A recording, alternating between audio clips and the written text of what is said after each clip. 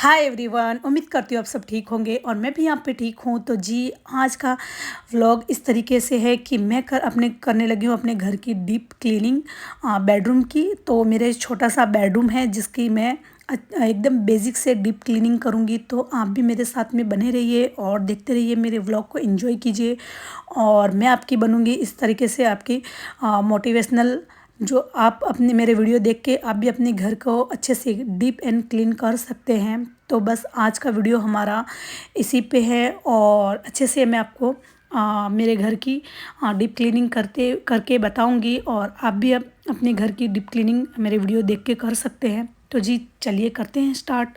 तो बस first of all मैं आ गई थी अपने बेडरूम में और बेडरूम में मैं आके अपने पहले बेड को इसको मैंने ऊपर, तो जी मैंने मैट्रेस को हटा लिया था और मैट्रेस का हटाने के बाद में मैं अपने घर की बेडरूम की करने लगी थी डीप क्लीन। तो बेड में जितना भी जो सामान है, क्योंकि मेरा घर है स्मॉल, माशाल्लाह से मेरा एक ड्रीम हाउस बन रहा है, लेकिन फ़िलहाल हम लोग पहले वहाँ पे शिफ्ट होने वाले थे, लेकिन अभी उनका काम वहाँ पे काम कंप्लीट नहीं हुआ है, तो मैं वहाँ पे शिफ्ट नहीं हो सकी थी।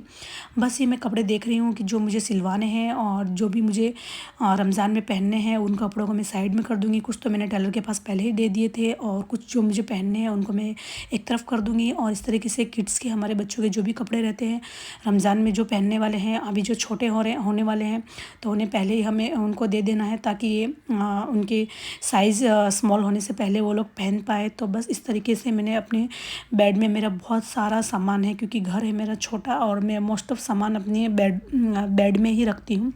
तो बस इस तरीके से मैंने अपने बेड को क्लीन कर लिया और अच्छे से, और सारा सामान इसके अंदर ही ऑर्गेनाइज फिर से कर दिया है। और ये प्रोसेस 1 से 2 दिन का होता है क्योंकि एक दिन में हमारे घर के काम इस तरीके से बेडरूम क्लीन नहीं होता है, क्योंकि हम लोग डीप क्लीन कर रहे हैं तो इस तरीके से ही होगा।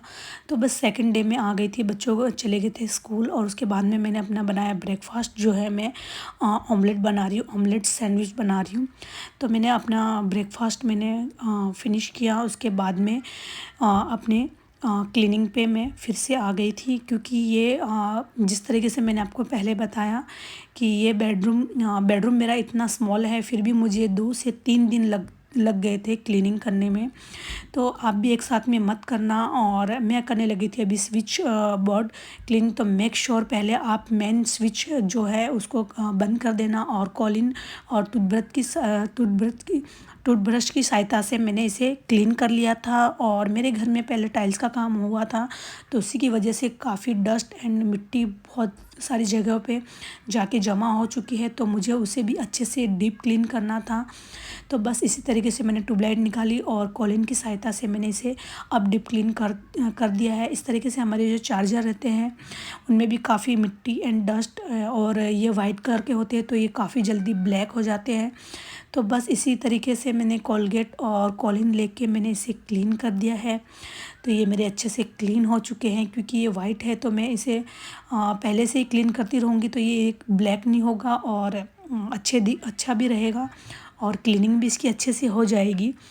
तो आप देख सकते हैं इस तरीके से मैंने पूरे चार्जर को अच्छे से, केबल को क्लीन कर दिया है। और मैंने बताया था आपको कि मेरे टाइल्स का काम चला था, तो इसी की वजह से मेरे विंडो में भी बहुत ज़्यादा डस्ट एंड मिट्टी एंड पार्टिकल्स बहुत सारे जमा हो गए थे। तो बस ये हेयर ड्रायर की सहायता से मैंने सारी डस्ट को मैंने हटा दिया है। तो बस ये बेसिक सी चीज़ें हैं जो हमारे घर में आमतौर पे होती है, ये सब चीज़ें कुछ नया नहीं है।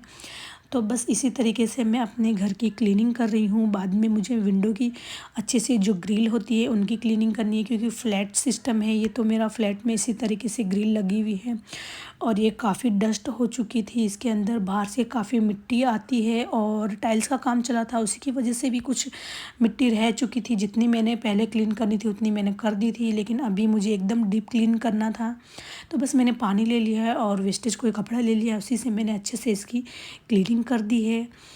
तो आप भी इस तरीके से अपने घर की डीप क्लीनिंग कर सकते हैं। तो इसके लिए हमें रमज़ान शरीफ हमारा इतना मुक़द्दस महीना स्टार्ट होने वाला है, उससे पहले हमें 15 से 20 दिन पहले से ये सब काम हमें कर लेना चाहिए, क्योंकि हमारे पास ऑलरेडी बाद में भी बहुत सारे काम होते हैं इस तरीके से, क्योंकि रमज़ान में हम रोज़ा रख के ये सब काम हमें नहीं कर पाते हैं। इबादत भी हमें अच्छे से हमारी पूरी करनी होती है, और इन सब कामों के रोज़ा रख के हम लोग इन बेसिक जो डीप क्लीनिंग वाले काम होते हैं वो उनको हम नहीं कर पाते हैं, तो इनको हम पहले ही हमें कर लेना चाहिए। तो बस मैं अपने वॉल की क्लीनिंग करने लगी थी। वॉल की क्लीनिंग के लिए मैंने शैम्पू ले लिया था और वाटर ले लिया था, और ये सॉफ्ट सा स्पंज ले लिया था। उसी से मैंने अपनी वॉल की क्लीनिंग कर दी है, क्योंकि मैंने कलर तो नहीं करवाया था, टाइल्स करवाई थी। तो उसके बाद में मैं सोच रही थी कि अभी कलर करवा के फ़ायदा नहीं है, क्योंकि मैं रमज़ान में यहाँ से शिफ्ट होने वाली थी, लेकिन मेरे ड्रीम हाउस का काम कंप्लीट नहीं हुआ था, इसी वजह से मेरा वहाँ पे शिफ्ट होना नहीं हुआ था। तो लेकिन जो भी है जैसा भी है, अब इसी को क्लीन करना है और फिर वहाँ पे शिफ्ट हो जाऊँगी। तो उसके बाद में मैं आपके लिए वहाँ के भी व्लॉग लेके आऊँगी, और वहाँ पे जिस तरीके से अभी काम स्टार्ट हो चुका है, तो जो काम चलेगा मैं आगे उस पे भी आपको बहुत सारे वीडियो एंड व्लॉग्स में लेके आऊँगी। तो बस इस तरीके से हमारे घर की क्लीनिंग होती रहती है, और बेसिक जो क्लीनिंग है। तो उम्मीद करती हूँ आज का व्लॉग आपको ज़रूर पसंद आया होगा, और मेरे व्लॉग देख के आप भी अपने घर की डीप क्लीनिंग स्टार्ट कर चुके होंगे, या फिर किन्होंने तो कर भी ली होगी, और जिन्होंने नहीं की तो प्लीज़ अभी से स्टार्ट कर देना, क्योंकि हमें रमज़ान में बिल्कुल भी टाइम नहीं मिलने वाला है, क्योंकि वो इबादत का महीना है। तो हम ज़्यादा से ज़्यादा इबादत करें, नमाज़ें पढ़ें, कलाम पाक पढ़ें और ताजुद पढ़ें। तो बस मैंने भी अपनी साथ साथ में नमाज़, ताजुद की नमाज़ और हमारे 5 टाइम की नमाज़ें मैंने स्टार्ट कर दी है, और बस इन पे भी इसी तरीके से ये सब घर के काम तो साथ साथ में चलते रहेंगे, क्योंकि घर के काम इस तरीके से है कि वो तो कभी ख़त्म नहीं होने वाले।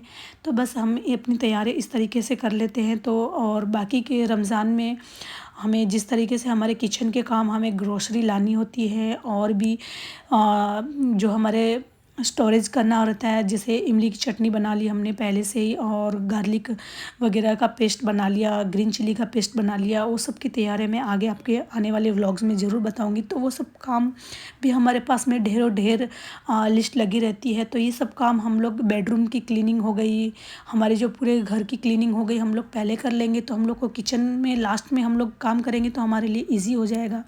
तो यहाँ पर मैं आ चुकी थी अपने ड्रेसिंग टेबल, जो मेरा छोटू सा है, जैसा भी है। तो बस इसी की ऑर्गेनाइज़ करने लगी थी मैं, क्योंकि हर चीज़ हमें ऑर्गेनाइज़ रहती है तो हमें हमारा मूड भी काफ़ी अच्छा रहता है। तो ख़ास तौर पे मुझे तो मेरे घर ऑर्गेनाइज़ रहता है तभी मुझे अच्छा लगता है, नहीं तो मेरा मूड बहुत ज़्यादा डिस्टर्ब हो जाता है। तो बस इस तरीके से मैंने अपना मेकअप का सारे टूल्स जो है उन्हें ऑर्गेनाइज़ कर लिया था।